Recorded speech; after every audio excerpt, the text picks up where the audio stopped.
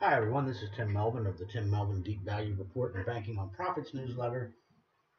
Coming to you from down here in Central Florida. We're getting back up into the 90-degree level down here, which is kind of the weather I like. Got a nice breeze, very nice and warm out.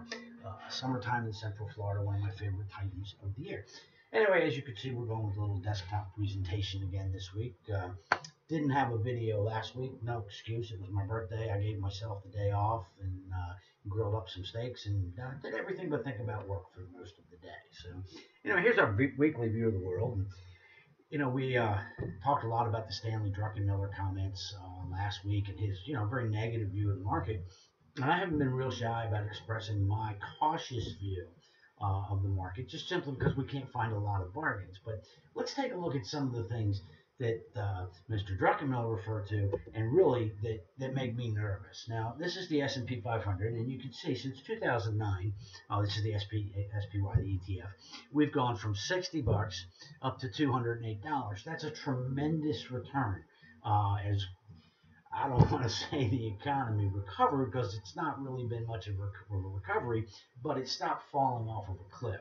It's almost 4 times your money, not quite that much, about 3.5 times your money over this period of time. And as you can see, it's been just really a straight line progression for stock prices. And a little flat line here since 2015, let's say, but just straight up. Been a tremendous time to be invested in stocks for those that were brave enough to be buyers as this thing bottomed in early 2009 and even into 2010. You've still done extremely well over the last several years.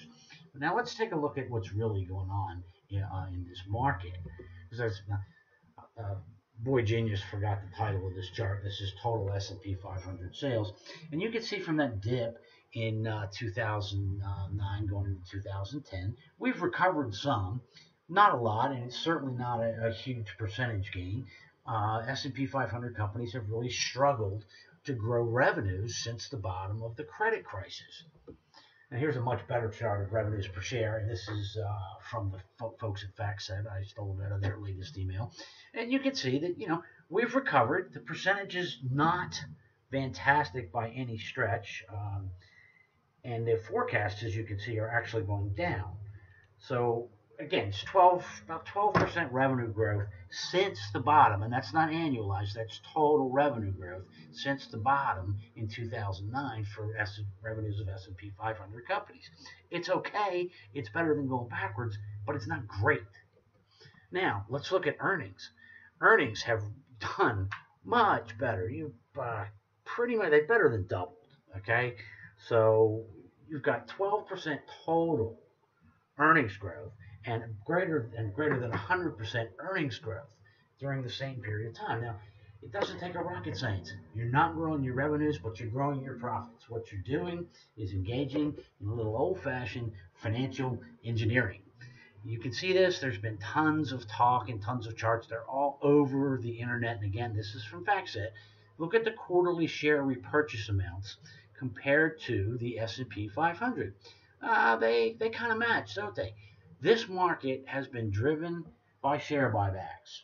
That's great news. I mean, I think buybacks that were done by most companies in 2009, 2010, and they were doing them at 6, 7 times enterprise value to earnings before interest and taxes, 12, 10 times earnings, below book value. Those are fantastic buybacks. You're adding value to shareholders. However, as companies have been increasingly reluctant to spend money to grow the business in light of just a draggy global economy, they've continued to focus on share buybacks. Now they're buying them back at EV to EBIT ratios of 15 on average, price to earnings ratios of 20, 25 times earnings, 2 and 3 times book value. That's not adding value, that's financial engineering.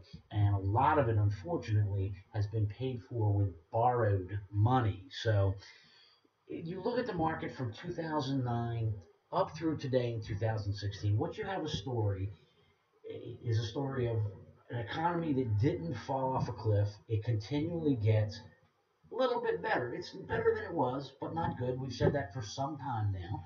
And most of the gain in stock prices has been achieved by stock buybacks. I just have a very hard time coming up with a scenario where that ends well for us as equity investors. And you've seen since about the middle of 2015, this market really hasn't done much. It, there's signs, that it may in fact head lower. I don't know. I'm terrible at predicting markets. I do know we have a very hard time finding any stocks that we like enough to buy right now. Our buy list is very short each week. We're only putting money into the absolute strongest and best bargain issues that we can find, and that's a really, really short list of stocks right now. So why are we nervous? The markets have been straight up for 7 years, and there's just not a lot of cheap stocks. That's usually not a great combination for long-term investors. I think we're better off being really careful, really cautious here. A lot of people have criticized Mr. Druckenmiller in his remarks. He's not in the crowd that you can call a perma bear. He was very bullish just about 3 years ago, as I recall. He ran up a track record of over 30% annualized returns over a very long career managing Duquesne Capital. So, when a guy that's done that well for that long and has made so many spectacularly correct calls says it's time to be careful in the stock market, and we've got lower prices ahead. If you don't at least consider his point of view, I think you're being a little bit foolish. This is a smart guy. He's been around a long time, has done very well, has seen several market cycles, and he was pretty blunt at the Ira Sound conference a couple weeks ago, telling investors simply to get out of the market. So buyer beware at this level, to say the least. Now this is a little more positive chart, and something I want to talk about because it's one of my favorite investment concepts right now. This is single-family home prices. You can see from 2007 down into pretty much 2012, single-family home prices, which nobody ever thought could actually go down, took a beating. I mean, they really collapsed in price. Now, since then, you've got super low mortgage rates. You've got that better but not good economy coming into play. Home prices have slowly recovered. We're not back up to 2006 levels. We probably won't get there for a very long period of time. And I don't think we're going to see the type of gains we saw prior to 2006, 2007. At least I hope not, because 10 to 15% appreciation in single-family home prices on an annual basis is unsustainable, and it's not good for the economy when prices are rising that much, that quickly. But they have recovered quite a bit, actually, to the point that if you were buying homes back in that 2010, 2012 period of time, you've got some really nice gains, particularly if you're buying in areas like down here in Central Florida, Arizona, California, up in the Atlanta, Georgia market, where things really got hit and got hit hard. So single-family homes have been a pretty good investment since that period of time. However, let's look at what's happened with the single-family home REITs. They haven't kept up. Now, this is Silver Bay Realty Trust. They were one of the first ones to come out with a single-family home REIT. The idea was popular, did well at first. Reality kind of set in. Managing a portfolio of single-family homes is not like managing a portfolio of apartments where all maintenance is centralized and everything's right there. The properties are all over the place. They were beaten up worse than some folks expected. It took a little while to get things on track, but now they're getting there. And as you can see, the assets that they own, single-family homes, have gone up in price quite a bit. Shares of the REIT, not so much, as they become kind of out of favor with particularly retail investors who were hoping for much higher yields. So here's Silver Bay, really hasn't gone up. It's one of my favorites. This is Colony Starwood, recently created by the merger of Colony American Homes and one of the Starwood REITs that specialized in single-family homes. These guys have about 30,000 single-family homes and are one of the premier operators in the country of single-family home rentals. It's gotten a little attention here in 2016 as the merger has closed, but it really hasn't done much, and it's still below the initial IPO prices of early 2015, even though the assets that they own have actually gone up in price. This is American Homes for Rent. They recently closed on an acquisition where they bought one of their smaller competitive single-family home REITs. It has recovered quite a bit, but as you can see, it's still lagging well below its all-time highs. The assets that they own are going up in value, but the share prices are not. I love the single family home REIT space right now. Now, you can see in the charts, with the exception of Silver Bay, they have been moving a little bit higher over the past couple of months, so maybe you wait for a little bit of a pullback. But I think long-term ownership of these, particularly since they are trading at pretty sizable discounts to management's estimates of net asset value, I really think these can pay off with some huge gains over the next 5, 6, 7 years. Not a trading vehicle, not for short-term investors, but if you've got that private equity mindset that I like to talk about, willing to look out the 5 to 7 year time frame, I think the single family home REITs still offer an extraordinary opportunity. So we're pretty bullish and excited about those. Again, probably more of a buyer on a pullback than I am at current prices, but I think you should try to find a way to get some of these into your long-term portfolio. Okay, now, where are we in today's market? Position has not really changed a whole lot. We're still heavily invested in the small community bank space. The consolidation is ongoing. If you get above the $10 billion mark, you're subject to greater regulation, so you've got to buy some more medium-sized banks in order to gain greater scale. If you're in the $5 to $10 billion spot, you're in the sweet spot, and you can make several more deals of smaller banks before you have to worry about hitting the $10 billion mark.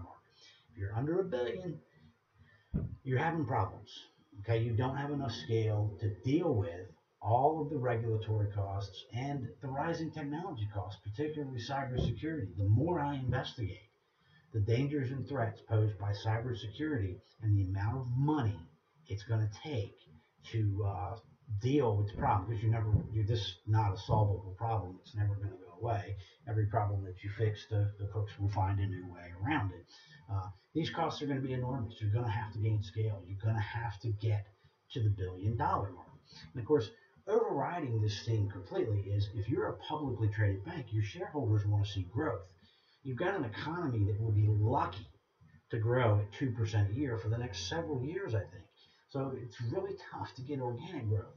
The only pathway to growth is going to be to buy other banks. And this is fantastic because you've got banks that need to buy, you've got banks that need to sell. We just need to get some agreement on price, and we're going to see merger and acquisition activity really pick up in the second half of 2016. Some banks that had delayed, hoping for regulatory relief or higher interest rates, are now realizing that the new normal is going to be here far longer than anybody expected, and you're probably going to have to go ahead and get a deal done. We're seeing some of that. Multiples are slipping down a little bit, around the 130% of book value. Since we're buying around 85% of book values, selling at 130 is just, a marvelous idea in our opinion. We think that this continues to go on for a very, very long period of time. Now, this is the banking on profits numbers. You can see 2013, our startup year. We started very late in the year. We were very slow putting capital to work. And in all honesty, the 6% loss that you see there is really mostly bid-ask spreads in some of the smaller banks. But if you look at us on our 2 completed years of operations, we've beaten the market solidly in both years, crushed it last year with a 30% return. I'm not sure we'll do that every year, but I think we'll do okay, guys. We're struggling along this year, 1.69%. It is early in the year. We've only seen a couple of deals. This is very similar to last year. Slower activity in the first 5 or 6 months of the year, and then really picking up as you go into the 3rd and 4th quarters of the year. I think the scenario plays out pretty much the same this year. I'm confident we end up with market-beating returns once again in 2016. Now, we've closed 18 trades, all of them profitable. I'm going to show you the 18 trades here in just a second. We've had 29 out of 37 of the months for the portfolio have been profitable. Over the past 52 weeks, portfolio is up 23.04%. We're smoking most hedge funds, mutual funds, everything else, just by owning a low-risk portfolio of high-quality, financially solid community banks. It's working. It's going to continue to work, and if you're not involved, you're making a mistake. Here's our closed trade history, and you can just see most of these have been a result of takeover. There's been a couple, MBTF, Monroe Bank and Trust. We exited that just it's at 140% book value. We just think that that's too high a price. We're very, valuation sensitive in the portfolio. We haven't had a loser on a closed trade yet. I don't know that we will anytime soon, because if these things go down, as long as asset quality doesn't change, I tend to be a buyer, not a seller. But we've racked up some pretty impressive gains in our first 2 years of existence. And as I said, there's lots more to come in the next couple of years. So really excited about the space. Now this, I'm sorry, I apologize for this, guys. I just could not get this slide to work out right. But we have bonus picks that we make to subscribers, and these are stocks. These are really small bank stocks, okay? And we treat them as bonus picks. We don't put them in the portfolio because that wouldn't be fair for a couple of reasons. First off, we can't guarantee that everybody's going to be able to buy stock at the current price. So our own buying can tend to push these things up a bit, and putting them in the portfolio, it makes our performance look better than it really is. Because we put it in and say, buy this at 8, and that's where the system's going to pick it up. And often, especially since we have a couple of gunslingers that are subscribers, they'll jump in, they'll knock this thing up to 10, and it looks like we've got a great big gain. The truth is, if you sit still and sit on your hands for a couple of days, they're going to come back down, back closer to the 8. But it just doesn't seem right or fair. Not everybody can get shares of these things. They are kind of thinly traded. And our own buying may influence the price. I don't feel like it's right to include them in the portfolio, so I call them bonus picks. This is didn't obviously give you the tickers or symbols or any of that because we still hold quite a few of these. But you can see the performance of the bonus picks has been really strong. And we've been doing bonus picks for about a year and a half now. We've had several takeovers in the space. Again, expect several more. If we actually added this to the portfolio, our performance would be even much stronger even than it is today. And by the way, we put these things in at the closing price of the day that we put the recommendation out. And that way, there had already been some subscriber buying that might have bumped the price up a little bit. Well, we're trying to be as fair as possible about reporting these gains with these microcap stocks. If you're not in banking on profits, there's the link. Subscribe today. It's going to be a great few years. We're very sensitive to asset quality, to financial strength, and to the price that we pay for these banks. So I think the portfolio has a very high margin of safety. Most of our banks tend to have bank stock activists or specialist involvement that are working hard to unlock shareholder value. And of course, that's good for us in the long run. And I think we've proven there's a lot of money to be made in this space.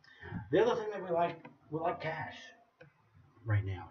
We have very high allocations to cash across all of the portfolios except for the community bank portfolio, where we're probably 90% invested in that right now, and we'll be working our way closer to 100 if we can just get a little bit of a pullback in this market.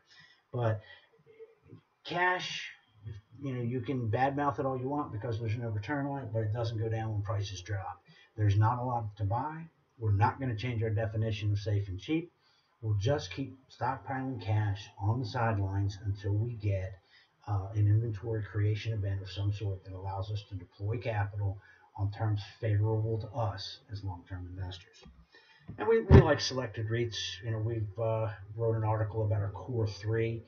That's Equity Commonwealth, Brookfield Properties, and Colony Capital last week on Investor Place. So you can go look that up and read it if you want.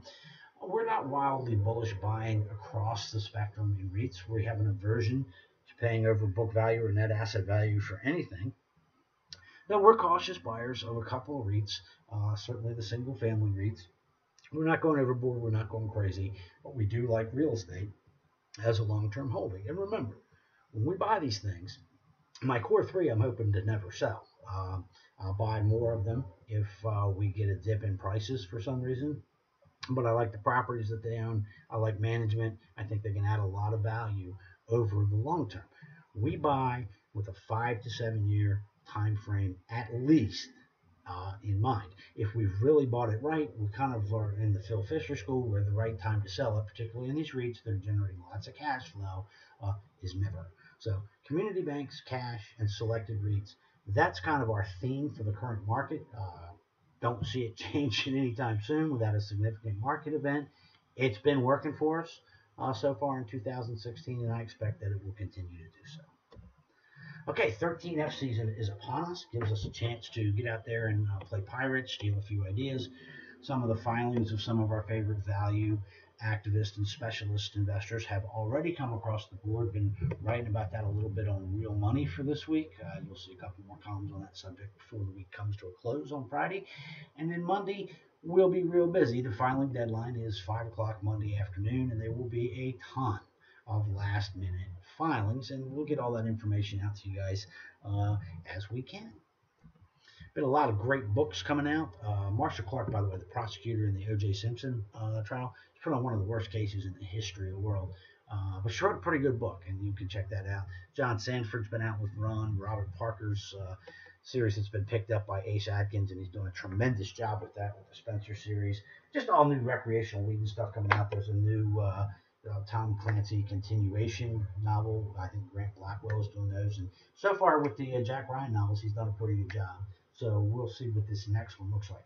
Getting into that summer recreational reading season, I do a lot of business-oriented reading during the week. If you consider that the reading list that subscribers get is just my best of, and is called from everything else I read during the week, you start to get an idea of how much business-related reading I do. But I do love recreational reading.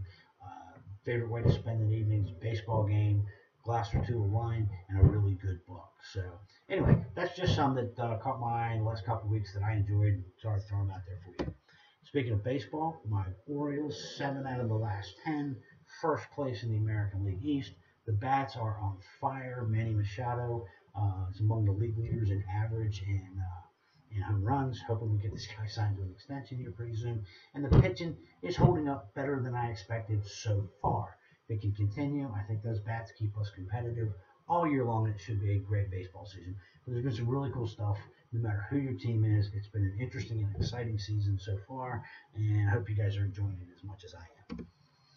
Okay, as we close up for this week, here's my sad trader guys. You can see all these guys making short-term trades, and ladies, none of them are very happy. Don't look like this guy. Okay, don't try to be a trader. Get caught up in all the market's intraday moves and squiggles and back and forth. Don't be this guy. Instead, think more like this lady. Hetty Green was not an attractive woman. She was a mean little old lady. She was the classic mean little old lady. Some say The Witch and the Wizard of Oz is based on Hetty Green. I think she's meaner than the Wicked Witch of the West ever was. The stories about her are just horrible. However, Hetty was incredibly wealthy. She was the richest woman in the world when she died because she sat on and accumulated large amounts of cash, and when things crashed all around her, she twaddled on down to Wall Street, bought a bunch of stocks, would buy a bunch of real estate and properties, and hold them until they were wildly popular, and then she'd sell them to the speculators of her day. She became filthy rich by behaving in that manner, and as investors, we really should be doing the same. So that is our show for this week, guys. Don't have much else to say for the week. I think that it's going to be a great weekend down here. Lots of baseball, lots of good books to read. Heading out to Dallas in a couple weeks to a bank conference on growing your bank. Should be able to bring you back some great ideas from that. So that's about all I have this week down here in Central Florida. You guys have a great week. If you're not already a Banking on Profit subscriber, please follow the link earlier in the presentation and go ahead and sign up. And we will talk to you guys next week. Thanks for watching.